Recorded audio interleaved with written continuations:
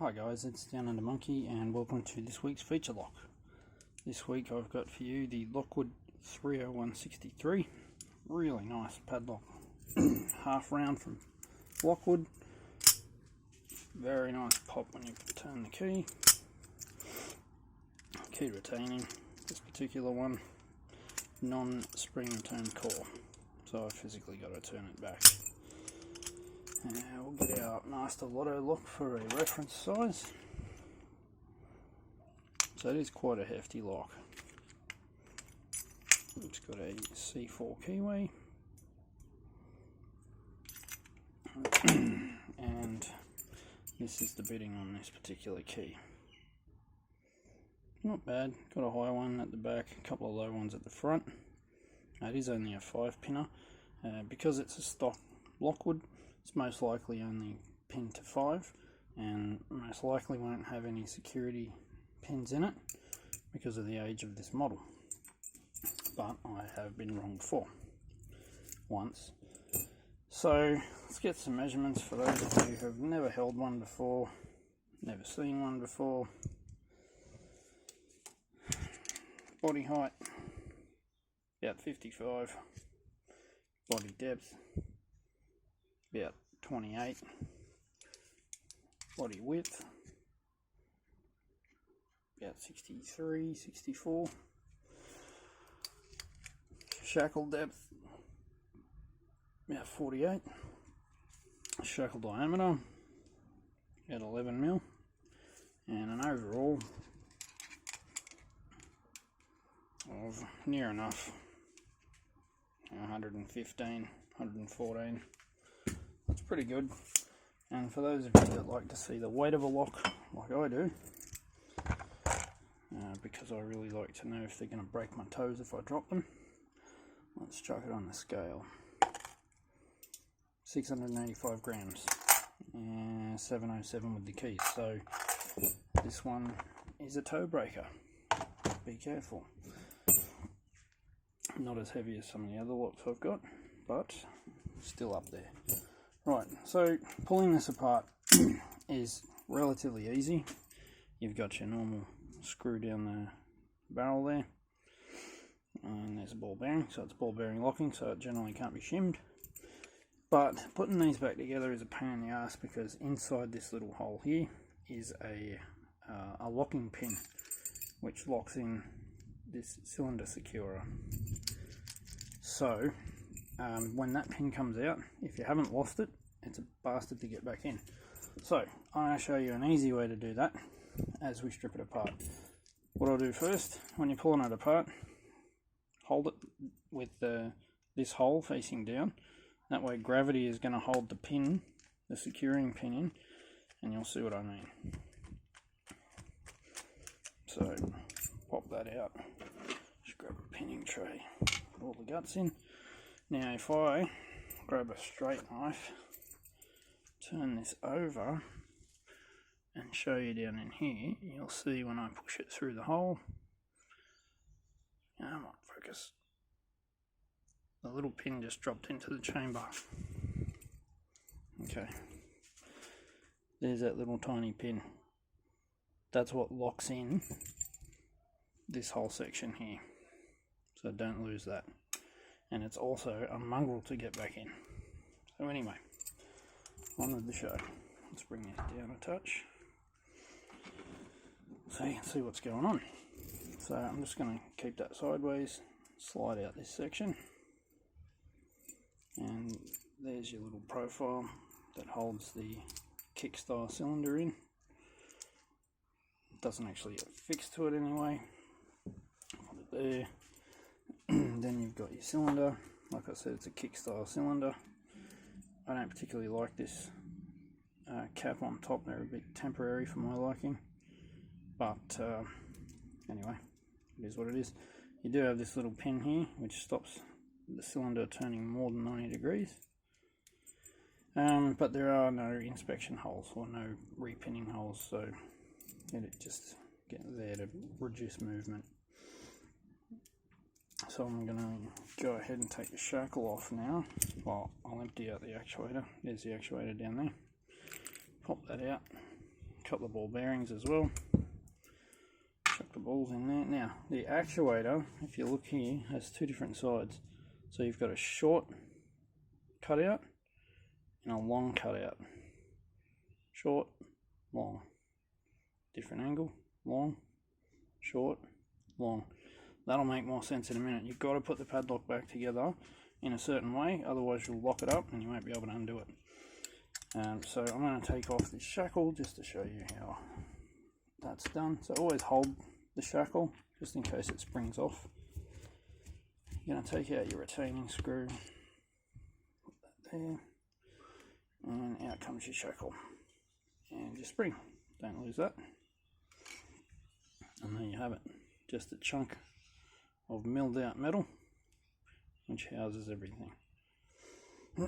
Now you have in here, you have a flat section on the shackle like most others, and when that goes in here, and you see that little notch, so when the retaining screw's in there, the shackle can't go past that point there. If you look right where my thumb is, and it goes all the way down. So that retaining screw stops the shackle there, and the shackle doesn't come out. Now, the actuator. I said there's a long side and a short side. The long side goes to the long side of the shackle. Short side goes to the short side of the shackle. Don't put it in the other way. It won't work. You'll probably screw your lock up and you won't be able to open it. Long side of the shackle, long side of the actuator, long side of the shackle when you go to put it back in the lock. But I'll demonstrate that in a minute. So I'm going to put this back together because you're not going to learn anything else from there. Got a thunderstorm rolling in the back. You might be able to hear it. Had a scorching hot day here in Sydney and it's well overdue. So I'm just going to go ahead and pop this actuator back in now, so we can just do the rest of it later. So drop your balls in. Now somebody suggested to me when you're putting these balls back in, there is a specific product you can use to hold the balls in place. I'm not going to use a magnetic screwdriver because that's never going to work. You can use Vaseline, or you can use a specific lock product that holds the balls in place in that chamber.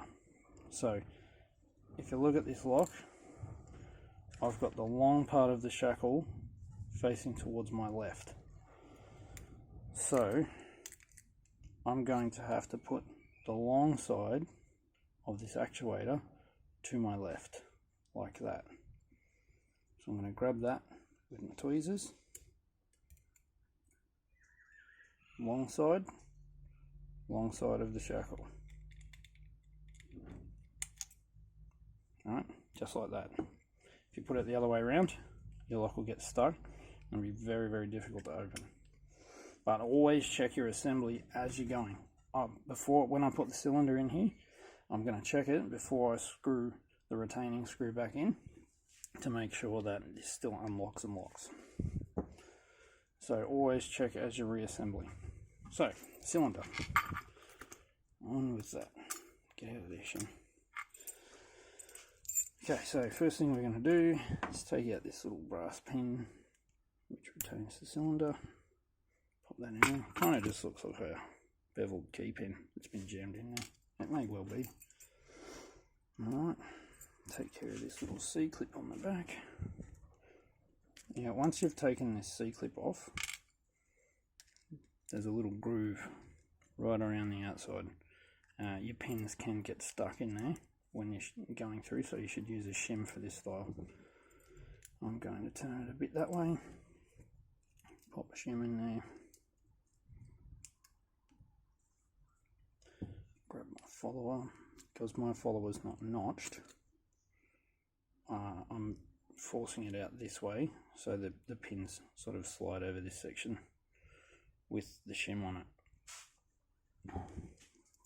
As you can see, it's got room for 6, but they're only pinned to 5, and they actually look a bit short, those pins. Anyway, dump them out. You probably find all of this is going to be standard, nothing special because it is a stock lock. It's had nothing done to it. Okay, they are all standard, and there's the core, still has the anti-drill pins in it, and that's the hole for that little retaining pin. Right, on with this one. Put the shim out. Grab the tweezers, there they are, the good ones. Well, semi-good.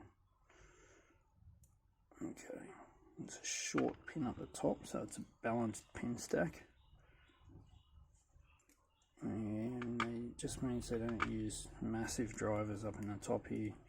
It's probably for longevity of the springs. So I've got a long key pin and a short driver pin. Where there's a short driver pin, there'll be a long key pin. And there's our longer driver pin. And another short one because we've got a long key pin at the back. Drop all the springs out, and there's your core. Nothing fancy about those. Give you a close up of these pins. Just beveled key pins. That's all they are. So that's what's inside of it. So I'm going to go ahead and put that back together. I'm actually out of spools at the moment. Well, very low. I probably don't have enough to fill this up. So I'll put it all back as stock, and I'll fix it up another day when I get some more spools. So I like to work from chamber, well, the middle out, push my follower through, work from the middle out. That way I'm not trying to reach down the back with tweezers all the way. Gets a bit, you can lose pins. It may start getting a bit noisy here soon. As I said, the storm is coming. It's just starting to rain. So bear with me and the noise, because we need the rain in Sydney, and I don't really want to stop this and record again.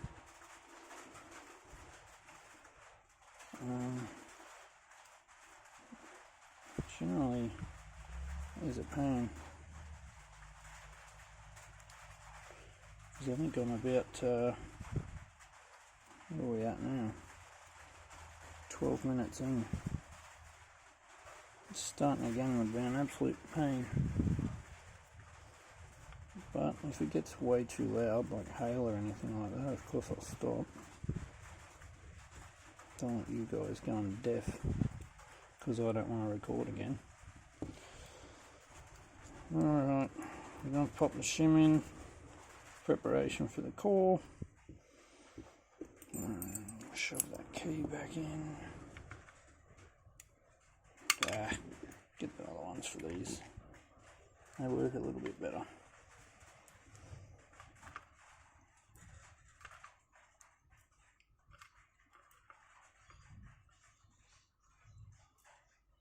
Next week I might do something different. Instead of a Lockwood lock, if you guys have any suggestions, please let me know, because I actually have no idea what you guys want to see. But if you want to leave a suggestion in the comments, it gives me a bit more of a gauge to go off, what you're looking for, what you're after, what do you need help with. If I've got it, I'll help you. I've got a fairly vast array of locks, so don't be afraid to put in something weird. I'll see what I can do about it. Put back in this little key, this little pin here. Okay, now the core's back together. Check it. Always check it. Now comes the reassembly. So, as I said, you have this little pin here. It's an absolute pain in the bum, but I figured out a way to make it easy. So, move this camera a bit. Lay your lock over on its side. Get these two halves together. They only go one way, and that's not it. Get the key in there. Turn it, because at the moment your lock is unlocked. So when you put that in there, what you're going to want to do is put it in, give it a turn just to make sure that locates and this is flush. Alright, that means that your lock is now in the right position, and so is your cylinder. So we're going to pull that straight back out. The problem with this is you need to put the pin up in this little chamber, but it's got to go up. Then you've got to put the screw in, which can be a pain. So, the way I figured out, grab yourself standard tension bar, stick it through, stick it into the hole, get it all pretty well set, nice and close. Let me see if I can actually do this, a bit of a close-up, so you can see what I'm doing.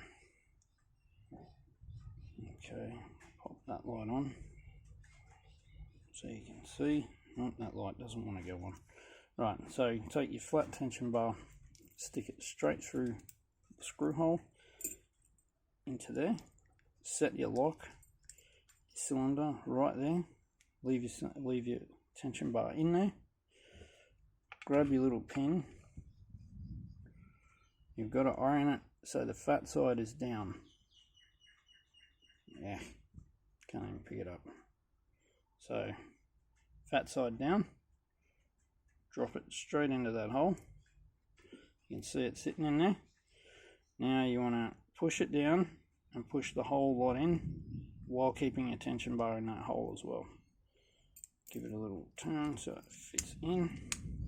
Right, here comes the important bit. Don't pull your tension bar out yet. Let me zoom out. Grab everything, roll it over, then pull your tension bar out. So now what's going to happen is your little pin,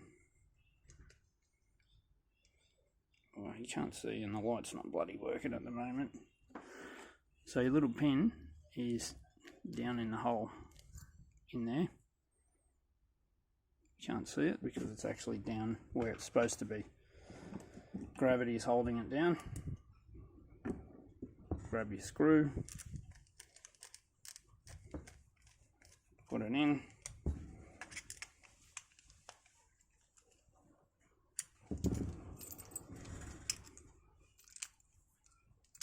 pop, and there it is. So that little pin is an absolute nightmare if you don't do this. This is the easiest way to do it. Like I said, lay your lock flat on the bench, stick your tension bar through the hole, feed the thing on top, drop your pin in, push it all in together, roll it over as is, pull your tension bar out. Then the pin is located in the hole it's supposed to be in, and you don't have any issues. And that's your Lockwood 30163 stripped and put back together. Well, pretty good for time, so maybe I'll throw this in and have a pick. Show you that everything still works. Let's see, grab that one and that one. Tension bar in the top. I like top of tension, top of keyway tension. Turn it a bit that way, maybe you can see. Nothing 1, nothing 2, nothing 3, 4. Got to twist a bit to get to 5. Right. Back to 1, 2, 3. That's fine. I think I've overset something.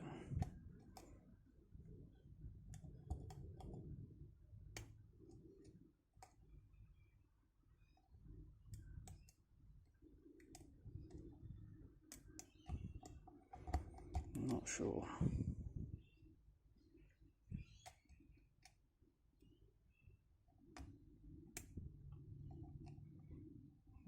Heard it click. Wasn't the click I wanted though. Drop that off. Try again. Oh, that was way overset. Sorry about that. I thought this would be nice and quick.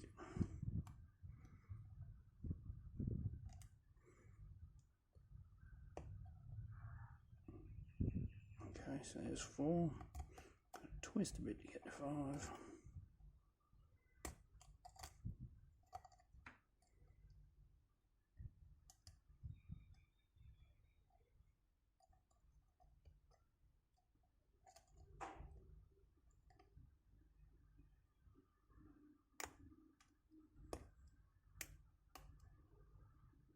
Sounds like stuff dropping in there.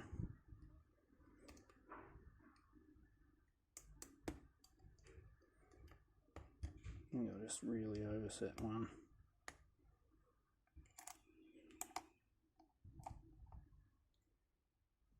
Beauty about it is you can just reset yourself. Try again. Okay.